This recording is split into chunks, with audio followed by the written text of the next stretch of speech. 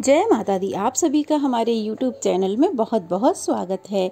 आज की वीडियो में आप कलश स्थापना की सही विधि जानने वाले हैं, तो वीडियो को प्लीज़ पूरा ज़रूर देखिएगा। कलश केवल एक पात्र ही नहीं होता, बल्कि उसमें सभी देवताओं, देवियों और शुभ शक्तियों का वास होता है। और जब हम विधि पूर्वक कलश की स्थापना करते हैं तो उसमें सकारात्मक ऊर्जा का संचार होता है और वो जगह दिव्यता से भर जाती है। तो आपको कलश स्थापना के साथ साथ ये भी बताएंगे कि कलश स्थापना के समय किन किन शक्तियों का आवाहन किया जाता है, हर दिन नियम से किस प्रकार पूजा की जाती है कलश की, किन किन नियमों को माना जाता है, किन किन सावधानियों को बरतना चाहिए। नवरात्रि हो या कोई भी धार्मिक अनुष्ठान हो, सनातन धर्म में कलश की स्थापना करना बहुत ही अनिवार्य होता है। इसे सही तरीके से करने से ही देवी देवताओं की कृपा प्राप्त होती है। तो कलश स्थापना के लिए हमें सबसे पहले एक कलश चाहिए होगा।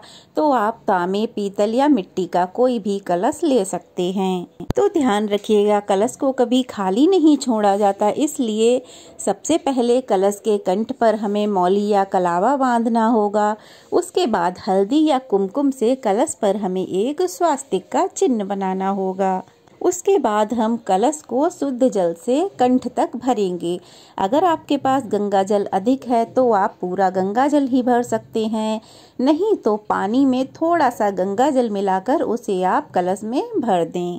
कलश में जल भरने के बाद अब हम कुछ उसमें पवित्र सामग्री डालेंगे, जैसे कि हल्दी की गांठ, सुपारी, लौंग का जोड़ा, एक हरी इलायची और एक सिक्का। अगर आपके पास चांदी का सिक्का है तो वो डालना बहुत शुभ होता है, या फिर आपके पास 5 रत्न है तो वो भी आप कलश में डाल सकते हैं। उसके बाद हमें आम के पत्ते लेने हैं। तो अगर आपके पास आम के पत्ते ना हो तो आप अशोक के पत्ते भी ले सकते हैं। आम के पत्तों को कलश पर लगाना है। उसके बाद हमें एक पानी वाला नारियल लेना है। ध्यान रहे कि नारियल में पानी जरूर हो, सूखा ना हो। अब हमें नारियल को कलश के ऊपर रखना है। तो ध्यान रहे कि नारियल का मुंह हमें पूजा करने वाले व्यक्ति की ओर नारियल का मुंह होना चाहिए। तो अब हम नारियल पर एक चुन्नी बांध देंगे। अगर नारियल पे लपेटने के लिए लाल कपड़ा या लाल चुन्नी नहीं है तो आप केवल मौली भी बांध सकते हैं। कलश के ऊपर आम के पत्ते लगाने के बाद एक पूर्ण पात्र भी रखना होता है। तो आप एक पात्र जैसे कि कटोरी ले लें, उसमें अनाज भर लें, कोई भी अनाज जैसे चावल, गेहूं। फिर उसके ऊपर ही आपको नारियल रखना होता है।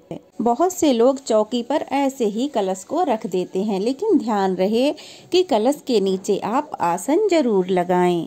आसन आप फूलों का या अक्षत का लगा सकते हैं। अष्टदल कमल भी बना सकते हैं अक्षत से। ध्यान रहे कि चावल टूटे हुए नहीं होने चाहिए।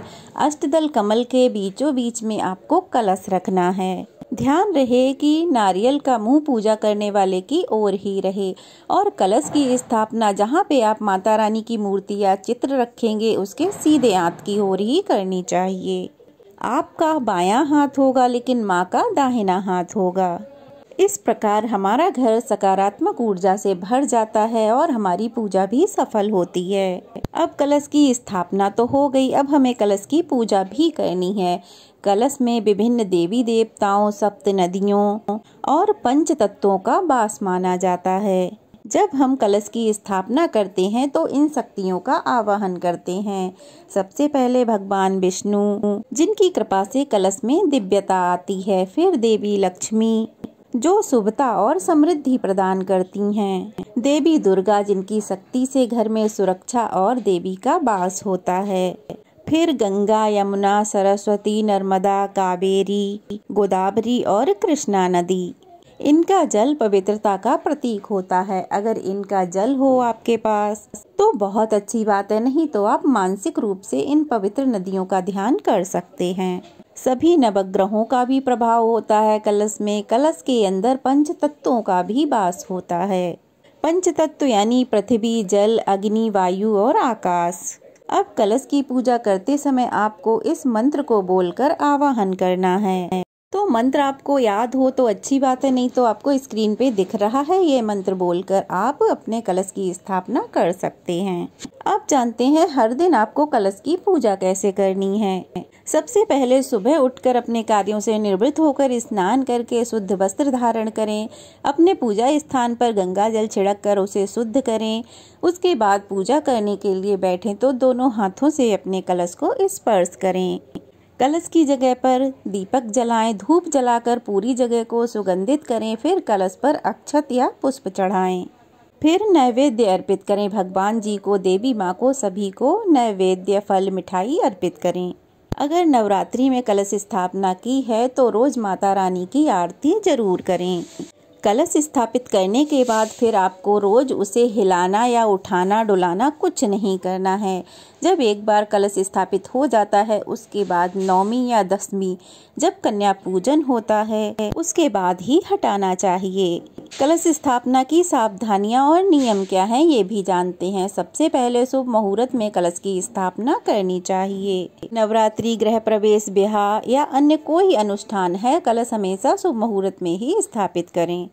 कलश किस दिशा में स्थापित करना है ये भी ध्यान रखें, क्योंकि पूजा के लिए उत्तर पूर्व या उत्तर पश्चिम दिशा सबसे शुभ मानी जाती है। नवरात्रि में माता की मूर्ति के दाहिने हाथ की ओर ही कलश रखना चाहिए। कलश में जो सामग्री बताई है वो अवश्य ही डालें और नारियल का मुंह पूजा करने वाले व्यक्ति की ओर ही होना चाहिए। आम के पत्तों का प्रयोग करें क्योंकि वे कई दिनों तक ताजे रहते हैं। अगर आपकी पूजा की चौकी छोटी है, उस पर कलश स्थापित करने की जगह नहीं है, तो आप नीचे जमीन पर गाय के गोबर से लीप कर या गंगा जल से शुद्ध करके उस जगह पर अष्टदल कमल बनाकर या स्वास्तिक बनाकर कलश स्थापित कर सकते हैं। कलश की स्थापना करने के बाद कुछ बातों का ध्यान आपको रखना होता है, जैसे कि कलश को अकेला कभी ना छोड़ें। कलश स्थापित किया है तो विधि पूर्वक सुबह और शाम की पूजा अवश्य करें और जब पूजा समाप्त हो जाए तो विधि पूर्वक उसका विसर्जन करें। किसी भी प्रकार की अशुद्ध अवस्था में कलश को नहीं छूना चाहिए। कलश को एक जगह स्थापित कर दिया तो बार बार उसको हिलाना डुलाना या हटाना नहीं है। एक बार कलश स्थापित हो गया तो हो गया। उसके बाद पूजा समाप्ति के बाद कलश विसर्जन के बाद उसके जल को सदुपयोग में लाना चाहिए, यहाँ वहाँ कहीं भी नहीं फेंकना चाहिए। इस प्रकार कलश स्थापना केवल एक प्रक्रिया ही नहीं बल्कि देवी देवताओं को आमंत्रित करने का, आवाहन करने का एक जरिया है।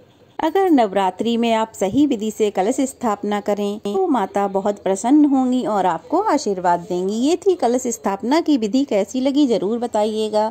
अच्छी लगी हो तो वीडियो को लाइक करके शेयर करें, चैनल को सब्सक्राइब करें। आपकी पूजा सफल हो। जय माता दी।